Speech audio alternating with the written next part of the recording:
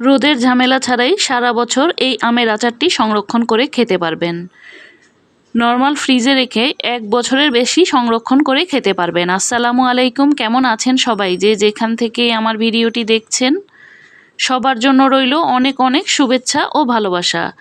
তৈরি করার জন্য আমি একটি আমকে 8 টুকরো করে নিয়েছি, তারপর এইভাবে কেচে নিয়েছি। আমগুলো কিন্তু আমি আজকে চোকলা সহ আচার করব।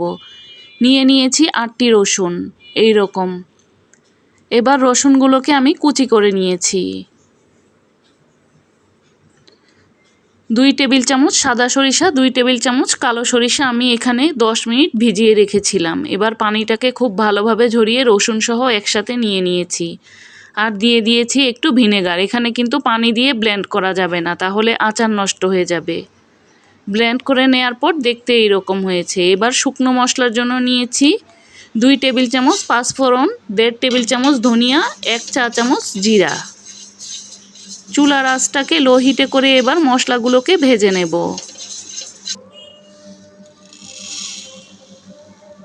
মশলাগুলো ভেজে নেওয়ার পর একটি প্লেটে ঢেলে নিচ্ছি। মশলাগুলোকে ঠান্ডা করে ব্লেন্ড করে নেব। এদিকে চুলায় প্যান বসিয়ে দিয়ে দেব তেল।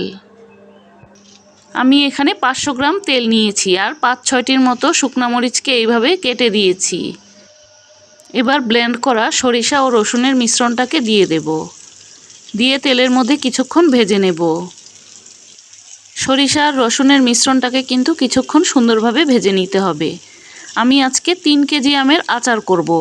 এই জন্য মশলার পরিমাণটা কিন্তু আমি এই রকম নিয়েছি। আপনারা আপনাদের পরিমাপ অনুযায়ী কম বা বেশি করে নিতে পারেন।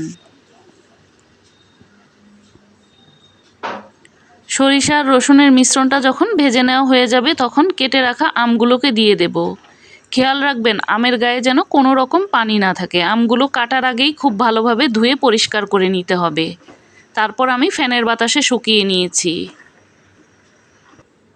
এবার সরিষা আর রসুনের এই মিশ্রণটার সাথে আমগুলোকে একটু সময় নিয়ে সুন্দরভাবে মিশিয়ে নিতে হবে। মিশিয়ে নেওয়া হয়ে গেলে দিয়ে দেব চিনি। আমি এখানে 3 কেজি আমের জন্য 3 কাপ চিনি দিয়েছি। মিষ্টিটা আপনারা আপনাদের পছন্দ অনুযায়ী নিয়ে নেবেন।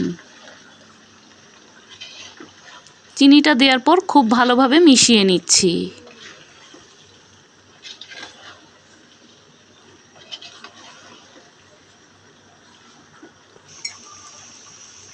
এবার দিয়ে দেব 2 চা চামচ হলুদের গুঁড়া, 2 চা চামচ লাল মরিচের গুঁড়া।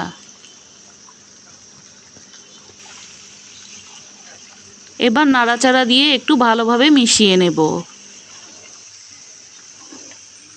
চিনিটা গলে কিন্তু এখন অনেকটাই পানি বের হয়ে এসেছে। এবার আমি দিয়ে দেব লবণ। আমি এখানে 2 চা চামচ লবণ দিয়েছি। আর শুকনো মশলাগুলোকে যে ভেজে নিয়েছিলাম এগুলোকে ব্লেন্ড করে দিয়ে দিয়েছি। সবটুকু মশলাই আমি এখানে দিয়ে দিয়েছি। আর আধা চা চামচ গরম মশলার গুঁড়া। চাইলে এখানে আস্ত এলাচ আর দারচিনিটাও দিতে পারেন গরম মশলার পরিবর্তে। এবার নাড়াচাড়া দিয়ে খুব ভালোভাবে মিশিয়ে নিচ্ছি।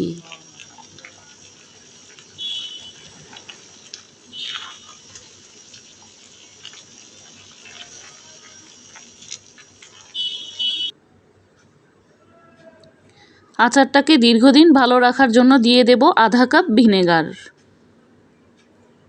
ভিনেগারটা দেওয়ার পর কিছুক্ষণ জাল করে নেব যাতে আমটাও সিদ্ধ হয় পুরোপুরি ভালোভাবে। এবার দিয়ে দেব 1 চা চামচ চিলি ফ্লেক্স আর 1 চা চামচ বিট লবণ। বিট লবণটা কিন্তু অবশ্যই দেওয়ার চেষ্টা করবেন, এতে করে স্বাদটা ভালো আসে। আর দিয়ে দেব 2 চা চামচ আচারের মশলা। আচারের মশলাটা তৈরি করা কিন্তু আমার অন্য আচারের ভিডিওগুলোতে আছে, চাইলে দেখে নিতে পারেন। এবার নাড়াচাড়া দিয়ে খুব ভালোভাবে মিশিয়ে নিচ্ছি। 5 মিনিট পর চুলাটাকে বন্ধ করে দিয়েছি।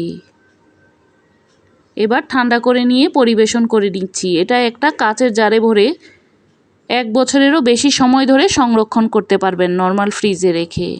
চাইলে এই আমের সিজন শেষ হওয়ার আগে অবশ্যই এভাবে আচার সংরক্ষণ করে নিতে পারেন। আবারও দেখা হবে নতুন কোনো রেসিপি নিয়ে।